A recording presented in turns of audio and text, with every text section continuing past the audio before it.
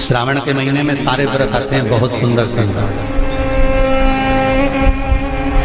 छोटी तीज का व्रत भी आ जाता है, बड़ी तीज का व्रत भी आ जाता है। दुबे जी, छोटी तीज भी आएगी, बड़ी तीज भी आएगी, और अच्छे से अच्छे व्रतों का क्रम रामकिशोर जी बीच बीच में श्रावण भादो कुंवर कार्तिक में आते रहे। ये 4 महीना जो व्रत आते हैं, इन व्रतों की मूलता क्यों कही गई है? ये सारे व्रत चतुर्मास के अंतर्गत ही आते हैं, इन व्रत को बाद में भी आ जाना चाहिए, पर नहीं। मूल जो व्रत हैं, पूजन है, अनुष्ठान है, देवी देवताओं के जो पूजन के भाव बताए, वही चतुर्मास में बताए। इसका कारण क्या है? क्यों चतुर्मास के व्रत की महत्वता होती है? तो कहा इस चातुर्मास के अंतर्गत स्त्री नारी जो व्रत धारण करती है, हाथों में चूड़ा पहनना, पाँव में पायल पहनना, महाबूर लगाना, मेहंदी लगाना, ये जितने छोटी तीज, बड़ी तीज और अन्य तीजों आएंगे, त्योहार आएंगे चतुर्मास में, माताएं हरतालिका तीज हुई, छोटी तीज, बड़ी तीज हुई, भादों के कोई व्रत हुए, अनुष्ठान हुए, छठ हुई, पूजन, जो भी माताएं पूजन करेंगी उसके अनुसार वो हाथों में, शरीर पर 16 श्रृंगार धारण करती हैं, बहुत सारे श्रृंगार धारण करती हैं, और श्रृंगार धारण करने के साथ साथ माताएं अखंड सौभाग्य की वस्तुएं भी इन 30 त्योहार पर दान करती हैं।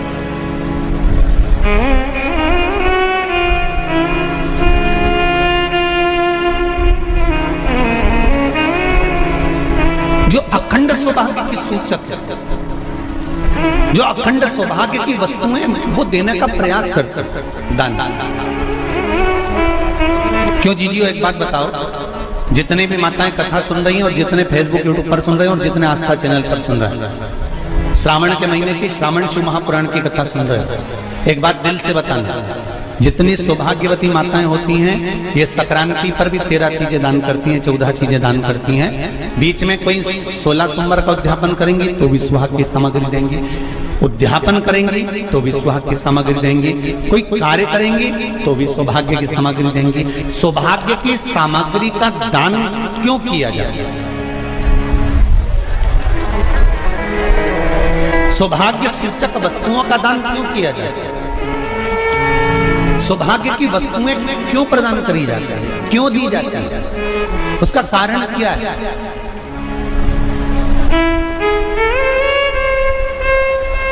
क्यों देते हैं?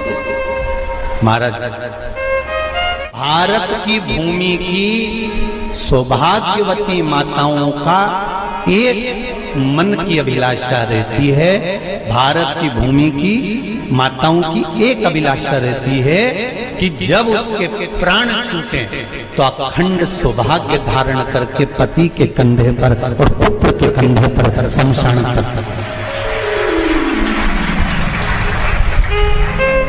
ये भारत की भूमि की माताओं की सोच है, उनके मन का संकल्प, उनके मन का भाव। और विदेश की माताओं का क्या संकल्प होता है?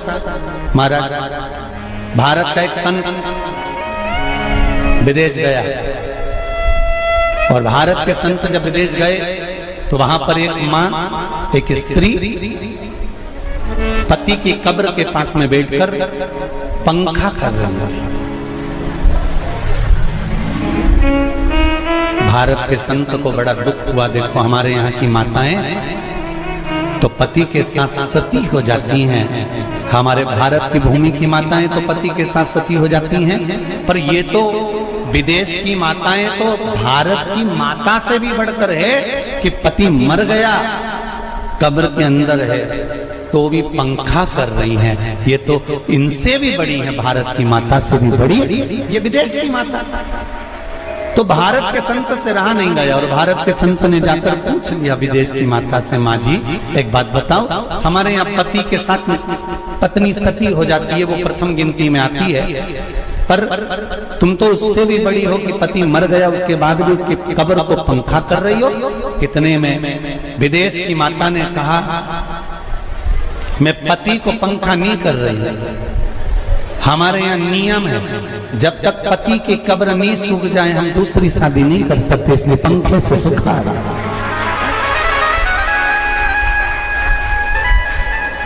इसलिए पंखे से सुखा रही नहीं। मेरे भारत की माताओं में और विदेश की माताओं में अंतर है। मेरे भारत की माताएं अखंड सौभाग्य की वस्तुएं धारण कर कर अपने आप को गौरवान्वित महसूस करती हैं, और विदेश की माताएं ये सब वस्तुएं उतार कर गौरवान्वित महसूस करती हैं।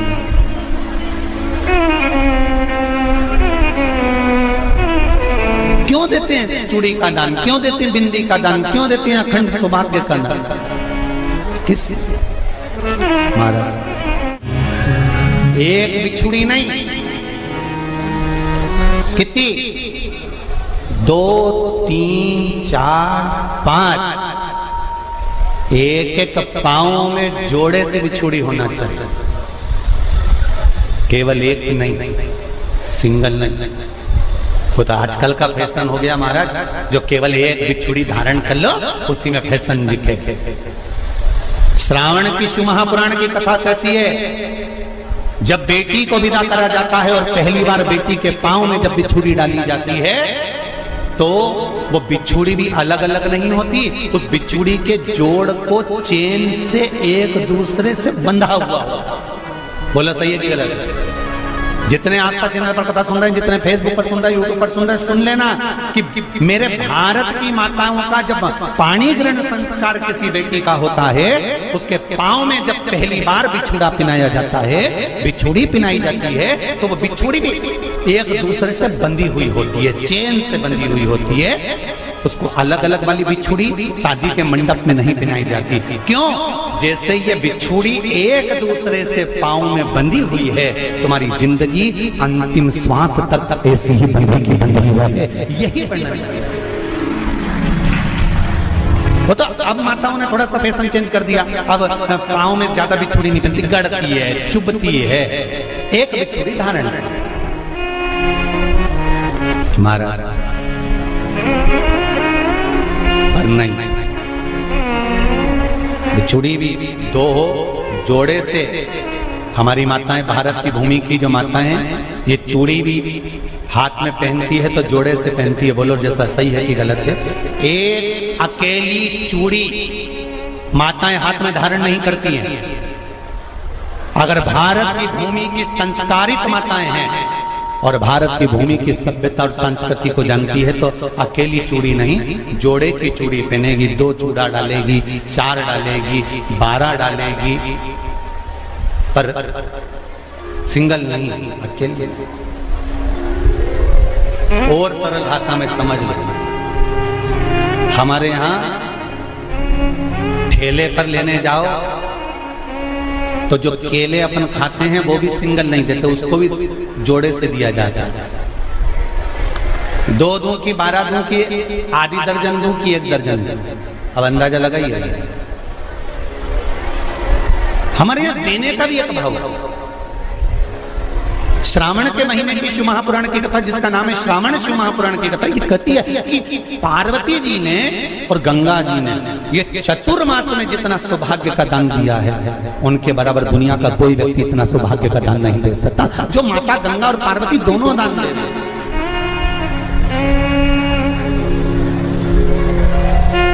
प्रतिदिन दे रहे हैं।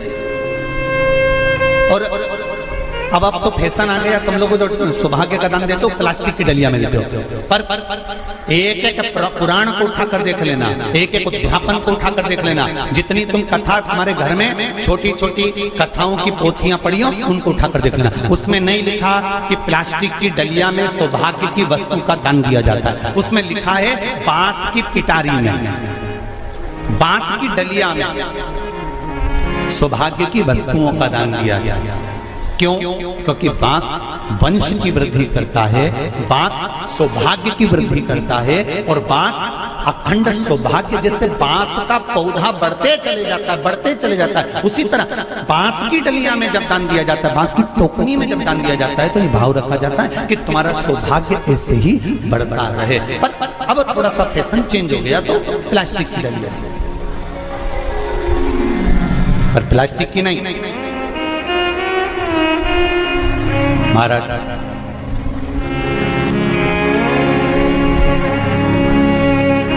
शिव तत्व की ओर चल शंभु शरणे पड़ी मांगू घड़ी रे घड़ी दुख काटो दया करी दर्शन आपो।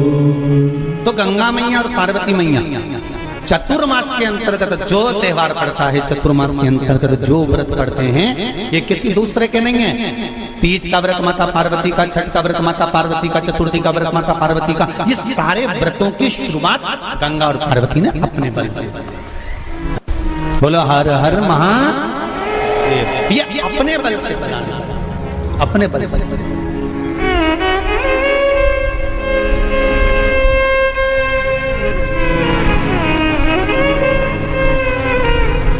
एक बार बाबा देवादिदेव महादेव भगवान शंकर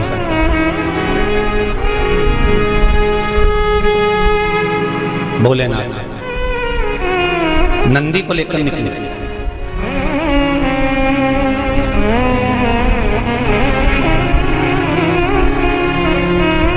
और नंदी को लेकर जब भोलेनाथ जी चले,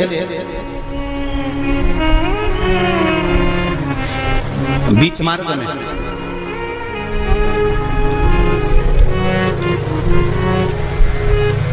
जिस चंचुला देवी का पति बिंदुक के प्राण छूटे थे, और जो चंचुला देवी माता पार्वती की सेवा में लगी हुई थी, वो चंचुला देवी का दर्शन भगवान शंकर को और शंकर भगवान का दर्शन चंचुला देवी को। अब देखिएगा जरा कथा पर विशेष ध्यान रखना। श्रावण महीने की शिव महापुराण की कथा कर रही है कि नारी का अखंड सौभाग्य कैसे रह सकता है।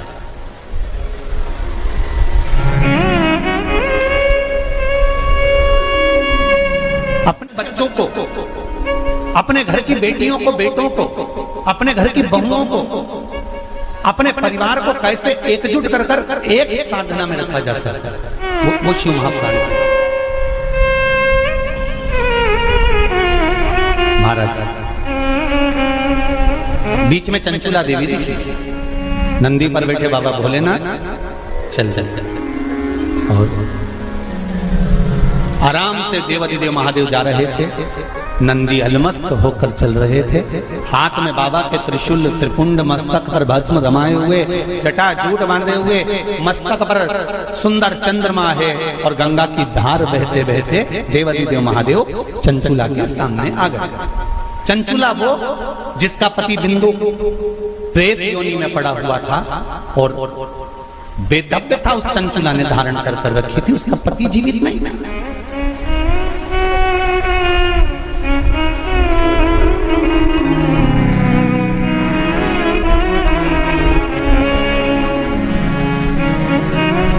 हाथ जोड़े चंचुला देवी ने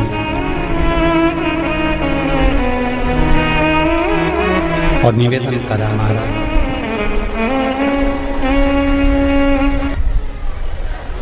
शंकर भगवान की पुराण तुम्हारे सम्मुख में है। भले आस्था चैनल पर कथा सुन रहे हो, फेसबुक पर सुन रहे हो, चाहे एक वरिष्ठर बाबा की पावन धरा पर ऑनलाइन शिव महापुराण की कथा को श्रवण कर, जहां बैठकर सुन रहे हो वहां दिल से बाबा से अपने मन की बात इस मंत्र को बोलने के बाद अवश्य कह लेना चाहिए, उससे विनती अवश्य करना चाहिए। तेरा ही दिया मैंने खाया पिया है, तेरा शुक्रिया है, तेरा शुक्रिया है। दिल से कहो, हम तेरे भरोसे पर कथा सुन रहे हैं, हम तेरे सहारे सुन रहे हैं, और तुझे साधना है, और ये साधता भी वही है, कोई दूसरा नहीं साध सकता। महाराज तलवार के घाव को सुई पर निकाल देता है वो मेरा शंकर ही हो सकता है, इसके सिवाय कोई दूसरा नहीं। तलवार के घाव को अगर सुई पर निकाल रहा है तो वो शिव है। जो हादसा हुआ पूर्णिमा पर वो अगर दिन में होता तो ये तलवार का घाव जैसा नहीं होता, और निकाल दिया सुई के घाव पर, सुई पर। ये शिव है, कोई दूसरा नहीं। ये शंकर है, कोई दूसरा नहीं। वो कुबेरेश्वर महादेव है, साधारण नहीं हो सकता। भक्ति अविरल हो,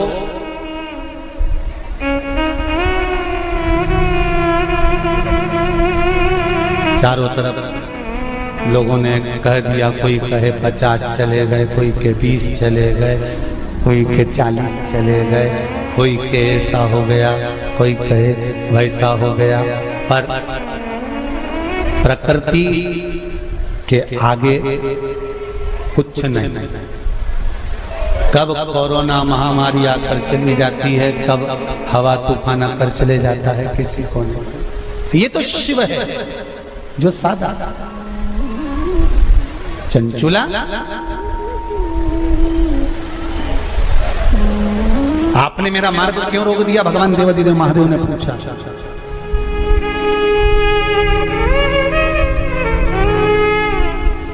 आपने मेरा मार्ग क्यों रोका?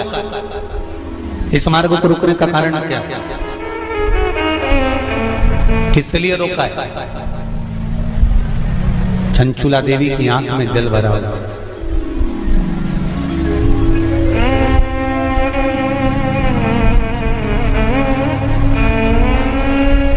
मैं बेधव्य हो गई। चंचुला देवी कहती हैं, मेरे पति के धाम को मुझे वापस जाना है।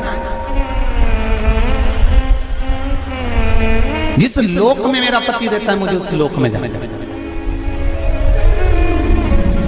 शंकर भगवान ने एक बात बड़ी सुंदर कही चंचुला देवी को, आपको मालूम है?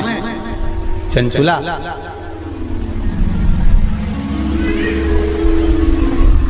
देवता भी बैकुंठ में बैठकर सुखी नहीं है। देवता कहते हैं कि मेरे भोले के पास कैलाश धाम पर मुझे जाना है और मेरे शंकर के पास मुझे रहना है। और तुम कहती हो कि प्राण त्यागने के बाद मुझे पति के धाम को जाना है। चंचुला जी कहती हैं, प्रभु मैंने भी कोई ऐसा पुण्य का कार्य तो नहीं करा कि मैं बैकुंठ जाऊं। तो इससे अच्छा है मेरा पति जो चोरी करता था, छल करता था, बेईमानी करता था, कपट करता था, प्रपंच करता था, और वो जिस जगह पर है, बोले वो नरक में है, कहां है, मैं तो उसके पास में जाना चाहता हूं। शंकर भगवान ने कहा कि चंचुला तुम मृत्यु लोक में आई हो और पृथ्वी पर आने पर तुम्हारा पति प्रेत योनि में पड़ चुका है, तो क्या तुम प्रेत योनि में जाना पसंद करोगे? ध्यान देना रे भाई, अगर कोई भूत बन गया, प्रेत बन गया, तो तुम भी भूत प्रेत बनना पसंद करोगे क्या?